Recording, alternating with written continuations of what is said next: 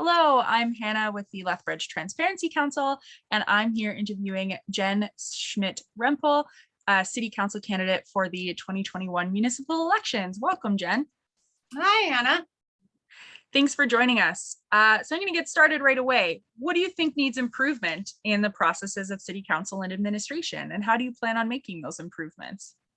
So I think one of the largest areas of concern that I hear from residents, especially right now, is that they're not getting enough information from the city. So around communication from the city to our residents. And I can't emphasize enough the need for meaningful engagement and communication with our residents. There's a huge gap with that. And I would commit to looking at communication strategies and encouraging better communication with residents in our city. We need to consider that not everybody has the internet. Not everybody's on social media. Sometimes posts get lost. Not everybody sees or listens to our local media every day. And we need to ensure that we're using all of the media outlets available to us to get that information out, and maybe even putting that information out, well, for sure putting that information out further in advance before changes happen. So a good example of that is with the recent CityLink change. So a number of residents have told me that they don't have access to a cell phone, so they can't download the app. They didn't know that they could call 311. They didn't know there were training opportunities that you could do around that. So even just putting that information out earlier to give residents an opportunity to provide feedback would have probably resulted in not as many issues that came up, right? So really it is in meaningful engagement, consistent engagement, and planning out a little bit more long-term. I work in communications. I know the importance of putting out messaging as early as possible and letting it run for a while so that people do have an opportunity to find it and hear and ask questions. Yeah, I know we all consume media differently, and recognizing that different age groups, there's obviously different ways that we naturally look for things and find things, whether online or in the paper or in person. And so being cognizant of that is really, really important for sure. Absolutely. So looking at the most recent municipal development plan, what recommendations would you make to engage more citizens in the municipal development plan and process? So I guess it would go back to that meaningful engagement and consultation again, and putting that information out further in advance, right? I mean, I'm happy that the MDP aligns nicely with my 4 pillars. So people, service, business, and community, those all show up in the MDP's outcomes, in the MDP outcomes sections. The MDP is also an organic document, right? So we need to be regularly checking in with our residents to see where they might need changes. So it's not just a set plan that we put out there and then just carry on with.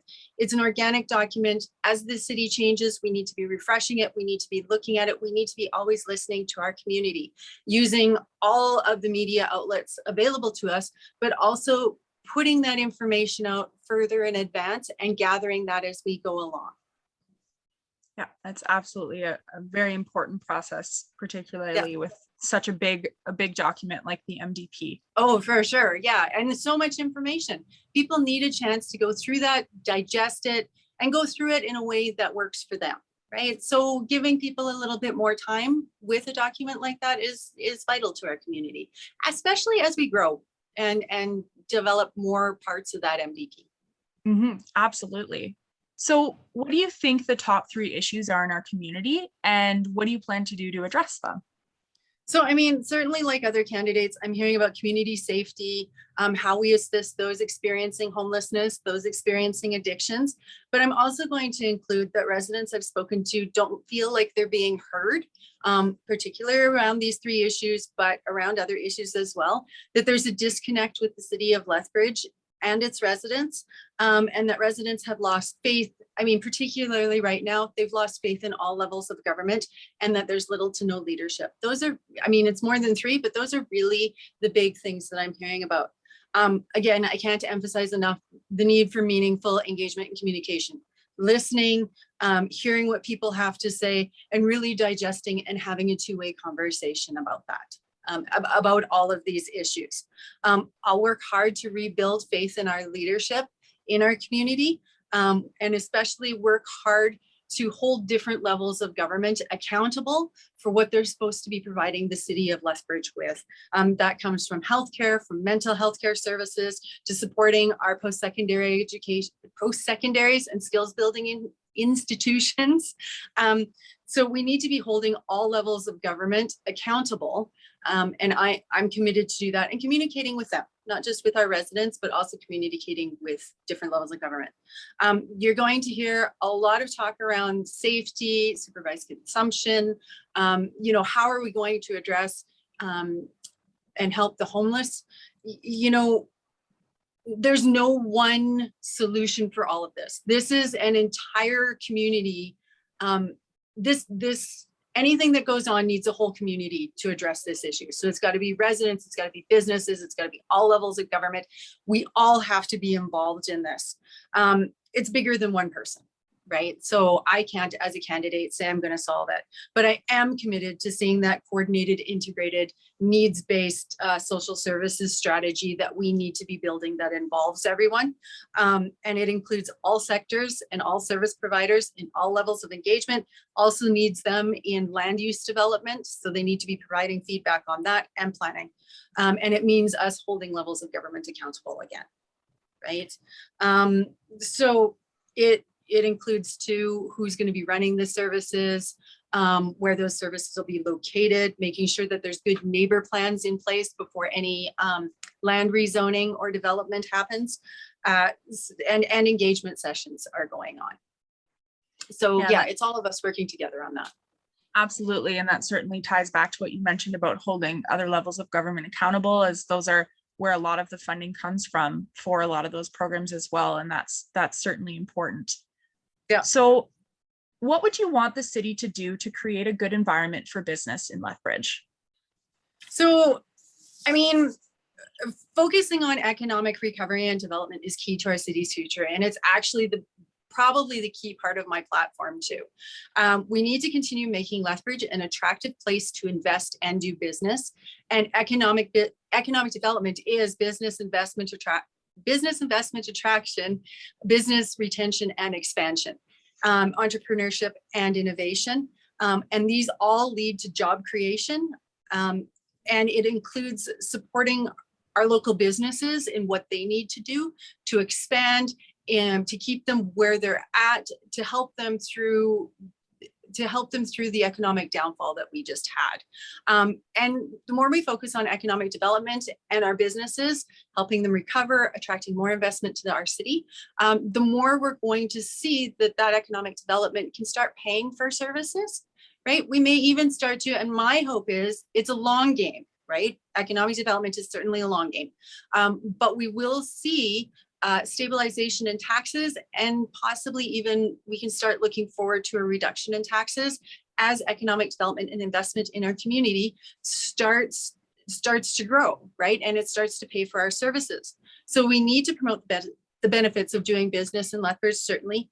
We need to cut red tape to make it easier to do business in Lethbridge. We need to update and review policies that make it difficult to do business in Lethbridge. We need to explore P3s, some private business and investment opportunities. We need to think out of the box on how we can do some of our capital projects. And we need to work with local business to achieve their goals. So really consult with local business on what they see as their needs. A good example comes from talking to a downtown business owner who commented that he would really like to see some promotion around local businesses, particularly downtown businesses, because that's where he's located, about the value to make sure you're shopping local and what these businesses and their employees return to our local economy, right? And how they're supporting our local economy and making it more vibrant in the work that they're doing. So, it's really nice and circular that way. And that's one of the things he said in talking to local business developers, development businesses, they would like to see some faster permitting times. And I think that's sort of something everybody's heard, faster permitting times. How do we work with the city of Lethbridge to do that for our local developers, particularly as we're looking at, the issues that we have over this past year through the economic downturn. I know there certainly was a lot of support local initiatives that were brought out during COVID, and that's been wonderful. But a lot of them have been done by businesses or community organizations, and there definitely hasn't been the same emphasis on through government, right? So I can certainly see where that business owner is coming from there for sure. Yeah, our Chamber of Commerce and Economic Development Lethbridge team did a great job of helping local businesses with those support local business promotions, as well as helping local businesses through COVID with the programs and everything that they were doing. And, you know, they are great for that. Yeah, absolutely. So in the most recent MDP process, what decisions did you agree with and what decisions did you disagree with? So I really like, again, that the MDP, I mean, I know the city of Lethbridge totally went out of their way to align themselves with my 4 pillars and my campaign, you know, so that was awesome. But as a supporter of economic development, I was really pleased to see the MDP and economic development Lethbridge's 6 pillars aligned together. So to help build and diversify our local economy. And these would, again, be the ones that include business retention and expansion, investment attraction, marketing and advocacy, and entrepreneurship and innovation, along with the catalytic projects and operational excellence. As well as in the MDP, the stated commitment towards environmental inclusivity, and initiatives aimed at reducing the elimination of racism and discrimination of Indigenous peoples and marginalized communities. So I was really happy to see all of that involved in this recent MDP. I think one of the concerns I would have would be around new housing developments in the city, starting before previous developments were filled in, and prescribing areas that need to be filled in first before new developments can start. Restrictions like that can negatively impact development in our city. So, I mean, that was one of the areas I was a little disappointed in. We also need to make sure that the commitments in the MDP around regionalization are followed. So we have a commitment there. We really need to make sure that we're going to follow through on those regionalization ideas and commitments that it made.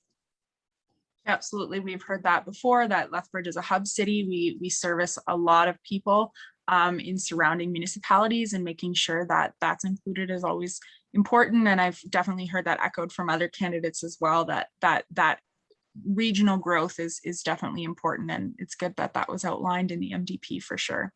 Yeah, we just need to make sure we're following through on those commitments and making sure that that is a commitment that we are making. Yes, exactly. The difference between paper commitments and following through in actual commitments is important. Well, exactly. Yep, for sure. So looking at transportation, I know you talked earlier about the new bus system. How would you prioritize transportation in the future for Lethbridge? So, I mean, when we look at the MDP, it states a variety of transportation needs for our city depending on use, right? So inside the city, in relations to residents moving around, it states prioritizing a safe and accessible mobility and transportation options for all ages and abilities. And then it also talks about regional supports, and it looks at other forms of transportation that's necessary to supporting our goods and services getting transferred in and around and outside of our region, right? So that we can service all areas of Canada and get those goods that we're producing out of Lethbridge. So I mean, for the internal Lethbridge part, I'm committed to the tasks outlined in Age-Friendly Lethbridge. And you can't let the name fool you, because Age-Friendly Lethbridge does mean a welcoming community for everybody of all ages.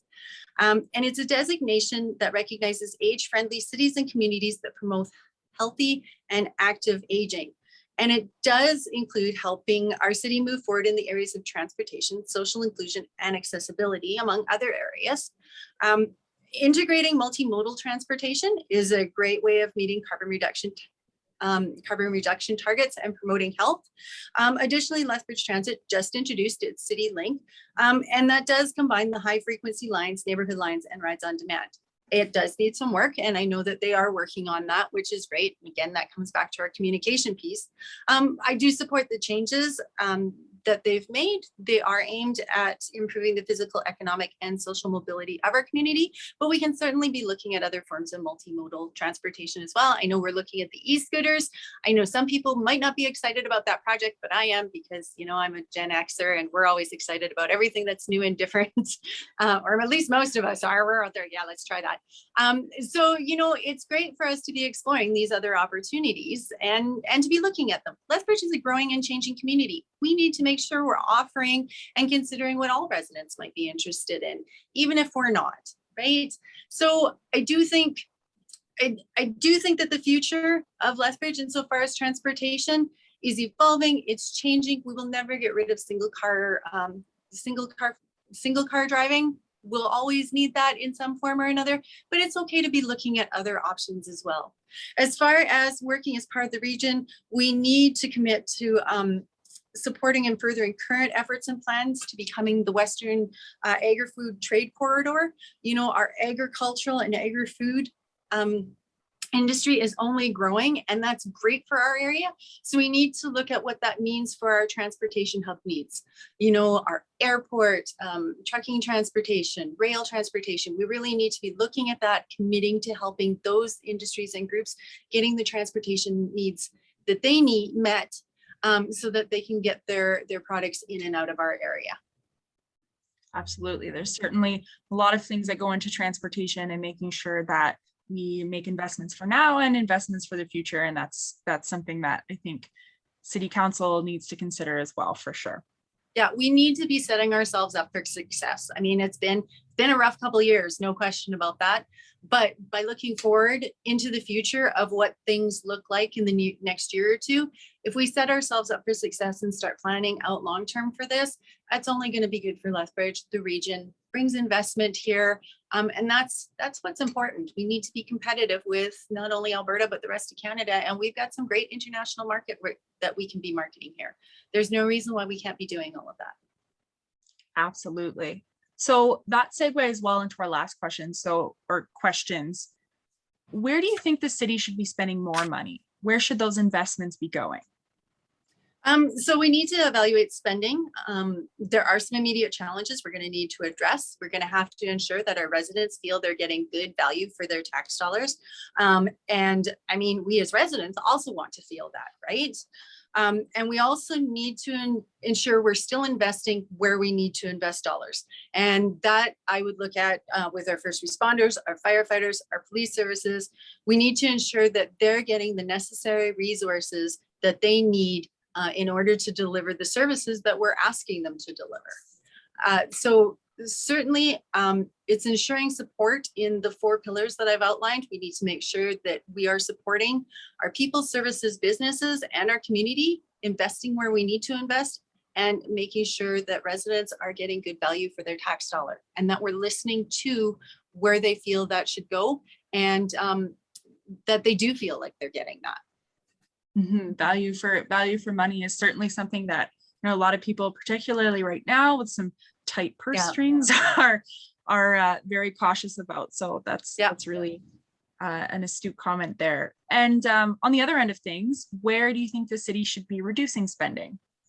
So I would start again with communication, and that's asking residents where they think they could find efficiencies in the services that they use. We can all cut programs we don't use.